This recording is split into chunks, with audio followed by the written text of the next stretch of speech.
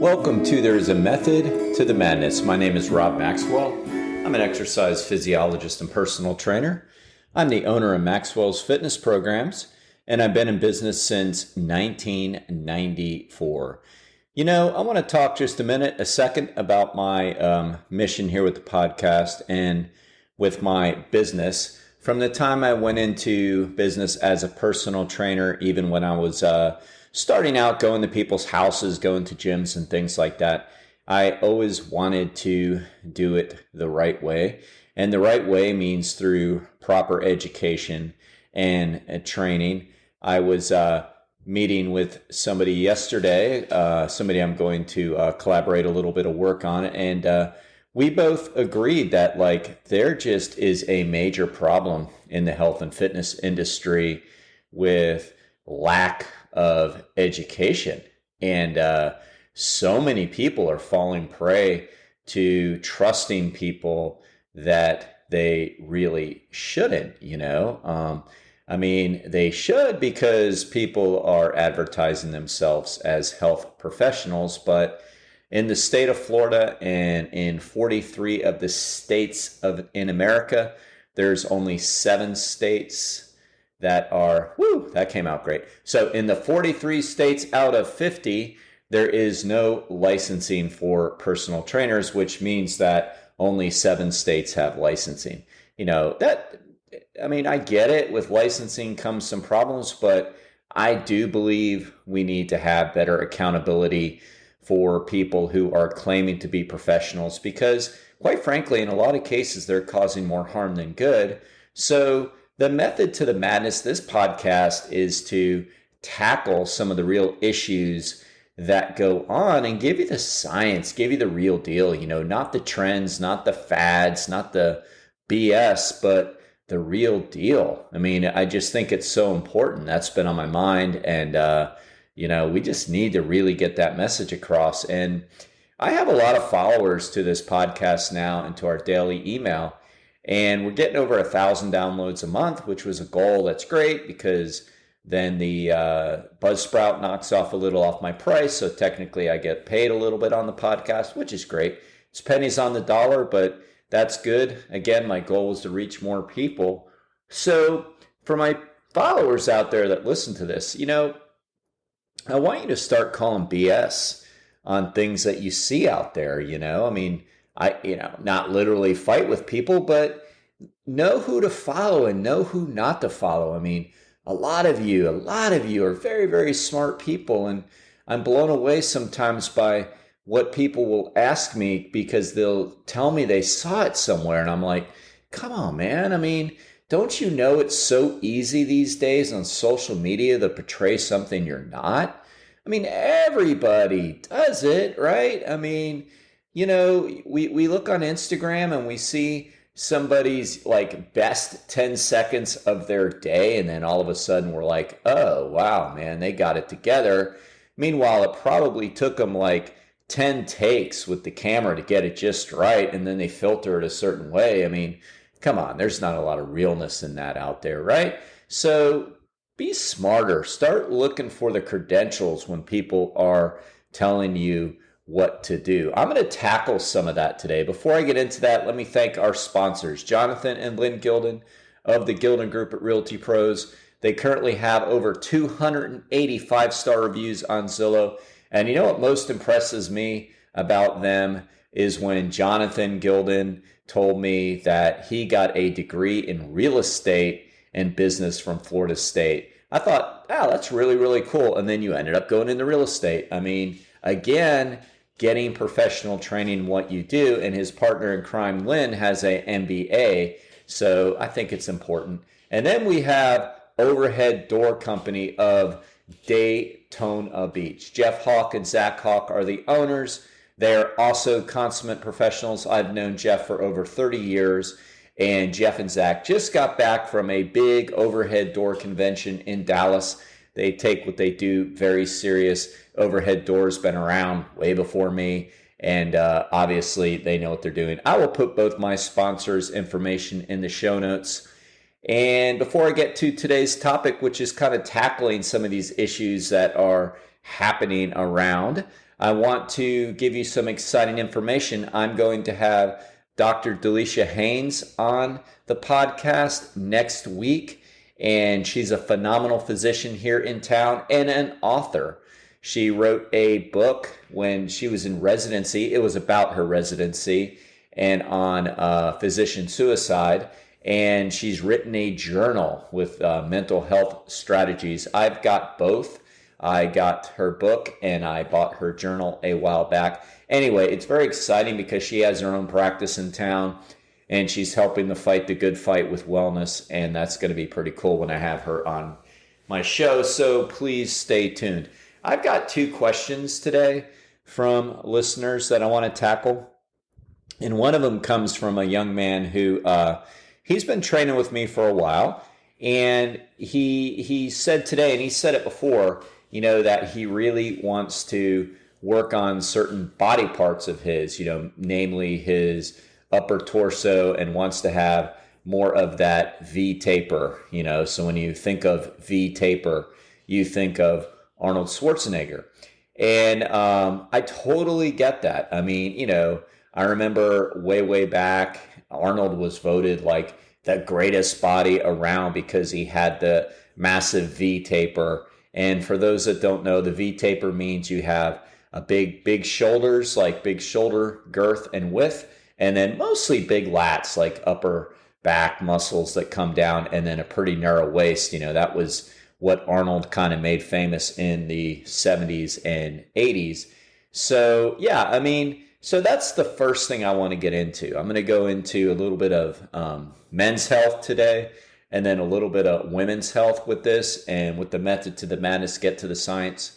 So I totally get that. And what's difficult for people to grasp sometimes, and I don't want to say, I shouldn't say grasp, or I shouldn't even say understand, because again, like, this individual is extremely intelligent. I mean, one of the smartest people I know.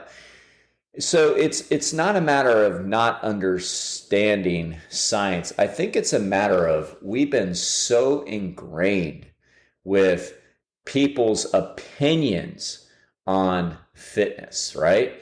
On somatotype, on body type. It's just everywhere we go. I mean, it's not necessarily the most forward-thinking individuals that have the strongest opinions on fitness, right? I mean, sadly, you're not getting the people who are true experts in the industry speaking the loudest on a daily basis to the masses about health and fitness, right? I mean, they're just not. It's like any industry, like during COVID, right? It's not like physicians were putting on their Instagram accounts and stories their opinions of what everybody needs to do and what everybody should be doing, even though they're the ones that really are the only ones we should listen to, right? If they're saying, hey, we need to do this, but they're not going to do that because, number one, there's liability reasons. They just can't come out and say, hey, I think you should do this. And whomever they're working for is also saying, hey, just, private life, stay out of it, maybe give some advice to your friends, but don't be doing that on social media. So they have to stay quiet, right? And so then we're relying on, somebody that just decides they've got this strong opinion on what we should do. And it's somebody that's probably got way too much time on their hands coming up with theories. And then everybody's listening to them, or people are spreading the word. Well, I know that's an extreme example, but it's an example that's close to us because we just kind of went through all this and we're still going through it. But it's the same thing with health and fitness, right? I mean, I can get out there and I can make a Instagram message or a YouTube video talking about the right way to train and exercise, and that's great. And I do believe I have a pretty good following here in Volusia County. And I'm very thankful that I've got backing by the medical side of things. I mean, they know when things are, real, so to say. When they have patients, they want to send them to me, and I've had that following, and I'm very proud of that. And that's something that I really, really am grateful for on that. So I have a decent following here, but I mean, let's face it. If I'm going to get out there and I'm going to give this message, and here I am. I'm 5'10", used to be 6 foot, 5'10", 5'11", 175 pounds, pretty fit, middle-aged man, I'd say. So I'm going to be giving my opinion out there on this. But then there's, steroided up muscle head who's 25 years old, and he's ripped and shredded and huge, and he's going to make this video. I mean, and we put both of these videos side by side, and they're up in New York or they're in California. I mean, who's going to get more hits, right? So, I mean, I know that. So it's a battle, but in many ways, I don't care about that. Like, my belief has always been to try to help people that are right there in front of me. And most of the people, as far as I know, that listen to this podcast are my clients and their friends and my friends. So that's okay too. So I believe in trying to influence those that have been kind of put in front of me. So that's okay. But I mean, you can see how this happens, that we can't always get the right information out there. Okay. So getting back to that question, the reason why I went off on that is because a lot of that comes from disinformation.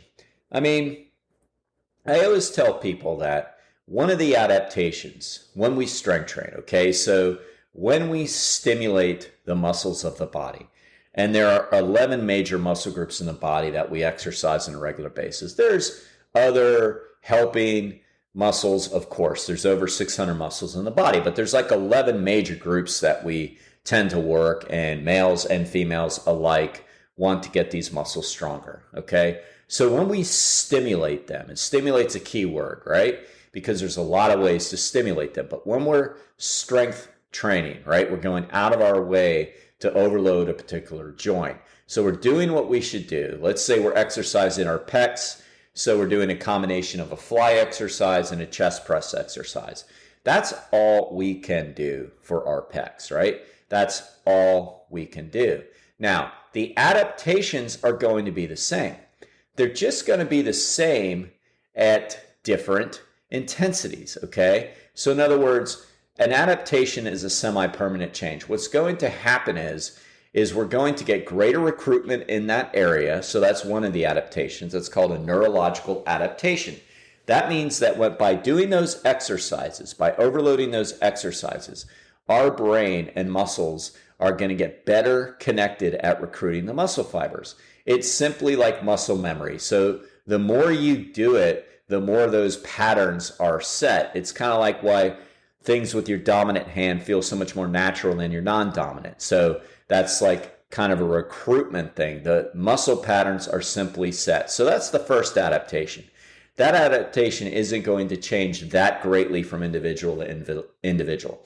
Now, the next set of adaptations is what we call morphological adaptations. And morphological adaptations means that there's going to be changes in the muscle belly via hypertrophy, which is 95% of all growth, and hyperplasia, which is very controversial, and that's 5% of all growth. It's not a lot. That means we actually make more muscle fibers, but that does not happen except in extreme situations. So most of our morphological adaptations is via hypertrophy, meaning each individual muscle fiber splits, comes back, and gets a little bit bigger, thus making greater density of the muscle. So that is going to happen in every person that strength trains. Now, the way that happens, to the extreme that happens, is largely genetic, and then it also comes down to how well you're eating and how well you're sleeping and all those things, but it's largely genetic, right? So if we don't happen to have very long muscle bellies in our calves, in our gastrocnemius and soleus muscles, and I had this conversation with a client yesterday. We're doing some knee rehab with her, and she even noticed that. She said, I noticed that some people just have, I think she was speaking of a pickleball or a tennis player, but have these amazing calves, and it seems like no matter what they do, they have them. And then she was talking about herself. She said, and no matter what I do, I'm just not going to have that kind of look, right? And I nodded my head, yes, because it is extremely genetic. And it's funny, a lot of people get that when it comes to the calf muscles for some reason. At least that's been my experience with the people in the gym. They get that. But then when it comes to other areas, it's, not as obvious to them. But how we respond is largely genetic. So if we don't have the somatotype, so in the male's case, they want to grow big muscles and have a V taper. So to have a V taper, most likely you're going to have to be what's called a mesomorph, which is a more of a muscular body type. You're also going to have longer muscle bellies, be born with that, and probably mostly fast twitch muscle fiber compared to slow twitch muscle fiber. There's also a genetic dependency upon how much testosterone somebody naturally has, so that's a factor too.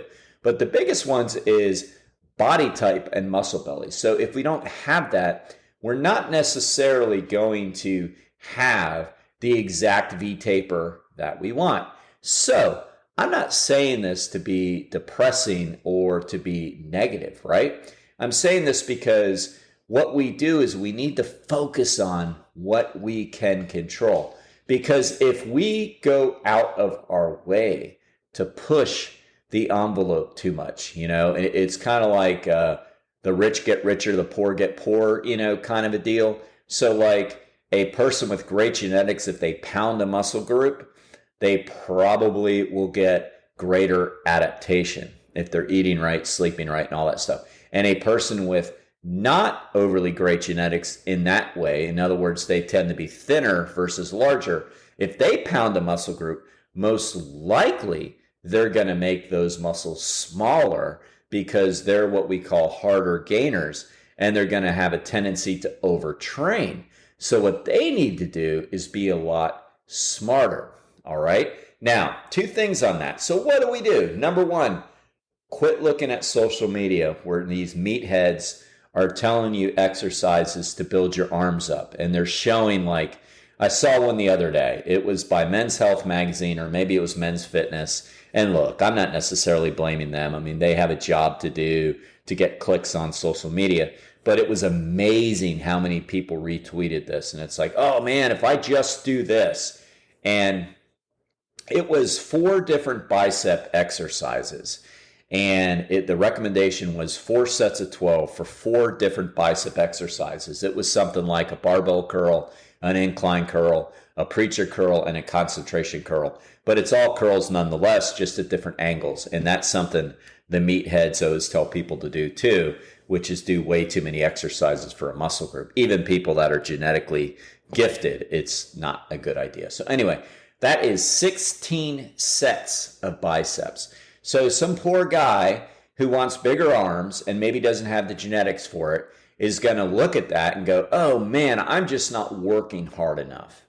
And then they're going to do that routine. You're going to measure them, and maybe they've lost literally a half an inch off of their biceps over 6 weeks because they simply literally ate the muscles up by gluconeogenesis. So too much atrophy will happen. Not necessarily atrophy, I shouldn't say that. It's gluconeogenesis, meaning that we literally are eating up the muscle fibers because the person typically is under eating, not getting enough nutrients, overtraining, and they're actually getting smaller. They're not gaining fat, but they don't care about that. They want to gain muscle. So really what they should do is focus on getting stronger, because everybody can get stronger, right? Not everybody can be in the strongman competition, and really who cares, but everybody can get stronger. So if we focus on the major muscle groups, right? So if we think, I want to get stronger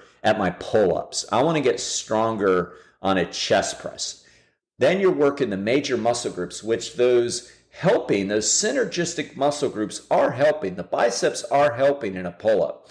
The triceps are helping in a chest press and a push-up. So you're getting those muscle groups.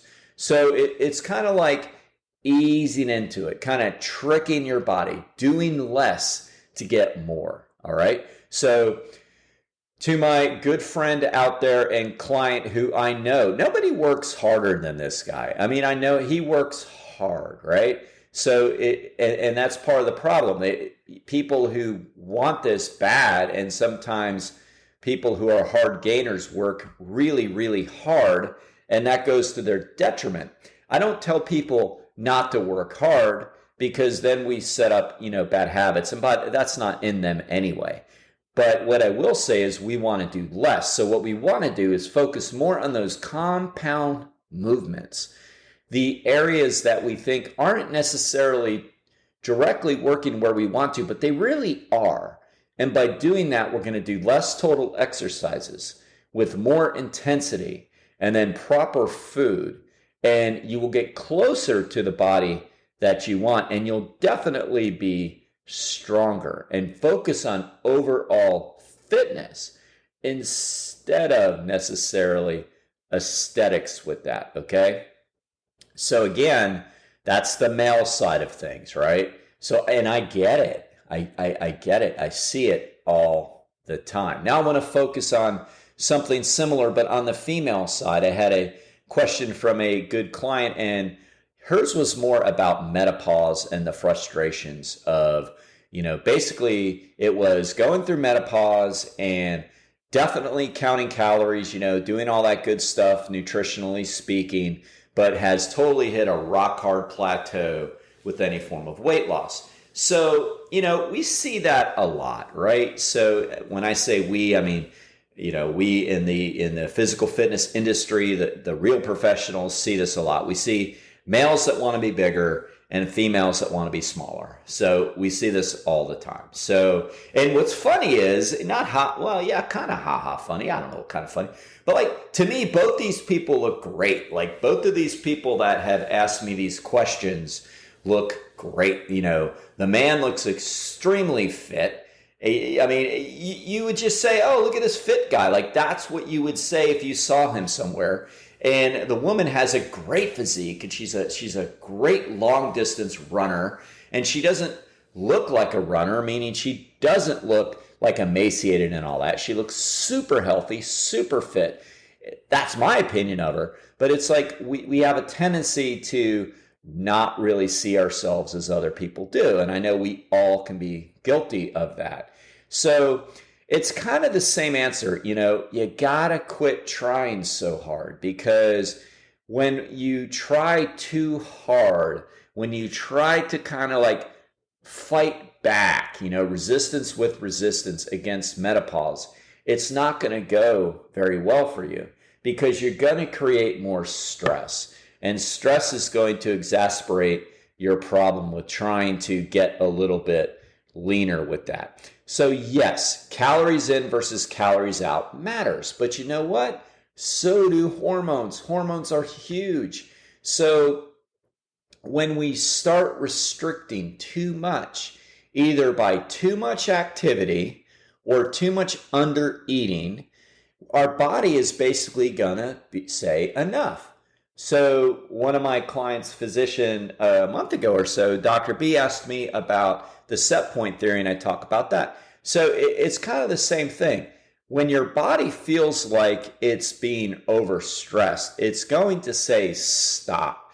It's going to take that thermostat and dial it down, right? So you're eating less, and it says, oh, okay, well, here you go. I'm going to raise you this, and it dials it down to where you need even less. But when we just tend to navigate it a little bit better by staying just under or right at where we should be and try to get the hormones in check the absolute best we can by getting our sleep to the best of our abilities, getting exercise, but not overtraining. Like if we go, oh man, I ate too much the other night, I'm going to go out the next day and I'm going to do an extra 3-mile power walk or an extra 3 miles to my run. That is not healthy.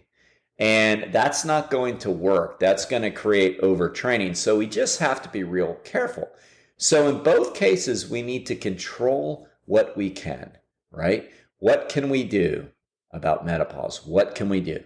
We can talk to our physician about certain options and alternatives. We can maintain a healthy lifestyle no matter what. Almost go into it with the attitude of, I'm going to control what I can control. And that means I'm going to go to bed at a regular time.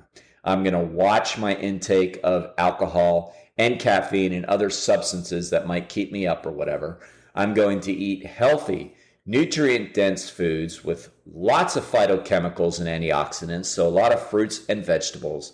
I'm going to get a moderate amount of exercise that I really enjoy, that makes me feel good, not exercise I feel like or somebody told me I should do because some clown idiot on Instagram said that the best exercise for menopausal women is this. I mean, come on, don't listen to that. All right. So that's what we can control. And by doing that, in both cases, the less is more thinking will really dramatically help both. All right. So I'm going to close this by just telling a little mini story of something that it's related to it. About 10 years ago, I was really heavily into triathlons, doing them real competitive. And, I am not a hard gainer. I'm kind of the opposite. I'm more of a metamorphic body type. So when I strength train, I can get bigger, I can get stronger, all those things. Now, I'm not a huge body type, but, for a, I guess medium-sized man, I could put on some muscle. So that hasn't been my issue. But then trying to compete against like elite triathletes and runners, then I'm out of my element. It's like a fish out of water. I mean, I was decent. I could be relatively fit because I was fit, but like I always tended to want more. I'd be like, oh man, that skinny little guy, can outrun me, blah, blah, blah. So like I could totally relate, and I teach what I'm always trying to learn. So I was trying to go against the grain a little bit. You know what I mean? Trying to go against the grain, little football analogy there. And, it wasn't working. Like, sure, I was staying fit, but like the harder I tried, the worse I got. And so one of the races that I had my best time at, literally fun, and I did really well. I went up to New York where I was from as a kid. And it was the first time I had visited it since I was a kid. And I did a triathlon up there. I kind of used an excuse to go up there. I found this race and I had my bike with me. And I was so laid back about this triathlon. Like I literally was like, I ate. I remember I ate this huge pizza the night before. I don't mean split it. I mean, I ate this huge pizza. And normally I'd be like, oh, don't eat all that food. I'll feel bloated. I ate this huge pizza. I got there a little bit late and I'm setting up my bike. And I remember normally I was like the first one there and I was really anal about how I did everything. I had everything set up. But you know what? Not this trip. I don't know. Good frame of mind. I mean, it was almost like, this is a vacation. So, and I hadn't been training for a couple days because we'd been in the car driving. We drove up there. And so I remember like setting up my bike and I look over and I noticed, oh my God, they're going to start. Like I literally was that late. So I run over there, I throw on my wetsuit, and I jump, they say, go, and I barely make it. And I jump in the water, I'm swimming. It was really a rough current and all this, but I come out of the water and the guy announces I was like third overall. I'm like, what? Because I'm not normally a great swimmer by any means. But now part of it was the fact, a lot of it was the fact I was in this wetsuit and whatever. But anyway, I'm like, oh, wow, Then I go out on the bike and I'm having this great bike ride, even though I'm really not used to the hills. So I had all these built-in excuses of why it didn't matter how I did. But because of that, I was free, and I just had this great ride. I come in, I was still like in the mix of overall or whatever. And then I get out on the run, and the running was always my weakness of the three. And I got past some, but I had a great run, and I ended up finishing really, really well in the race. One of my best races ever. I still have the plaque from up there. I'm really proud of it. And I'm proud of it because of my attitude. It was so relaxed. And I remember saying to everybody that was with me, I'm like, learn something here, If I try too hard, I'm not going to do as well. If I just ease off a little bit, the stress is different, right? So maybe that helps. And, all I can say is less is more. Stay off of social media as far as following fitness influencers, unless you're absolutely sure that they have an education in the science and the proper certification. And be max fit and be max well.